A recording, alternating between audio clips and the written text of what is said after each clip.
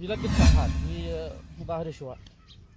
تفيضلت وصرت سألته قلت يا أخي من كم تبيع صحة هذا الشوال؟ قال بين أبيعه من 200. دخلت الرحمة في قلبي وتعاطفت معه. قلت أنا ايش رايك اذا فعلنا لك فيديو ونزله في قناتي، واذا حدا من فاعلين الخير يتفاعل معك ويدي لك زلط. وافق. هذا القدوم متمارس لهذا الشيء.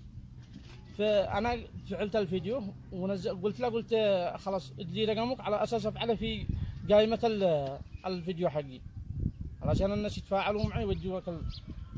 قال لا، قد انا واثق فيك، ما بش معي رقم، بزل التلفون حقك واعمله في الواجهه لانه ما بش.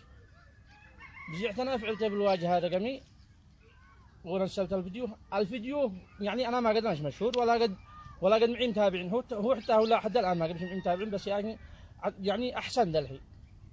هذيك الايام ما قد كان بيش متابعين، من ما قد كان معي الا 26 متابع. نزلت الفيديو ما شاهدوه الا 3 أو 4. الرجال جلس يومين او 3 ايام بعدها بز رقمي كل ساعه يتصل. كان يجلس للساعه 3 بالليل واتصل.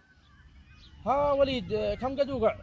يا اخي الفيديو قالوا مدري طلع ترند. قلت ايش من ترند؟ ما حد شاهده يا بني ادم. واليوم الثاني واتصل ونفس الخبر.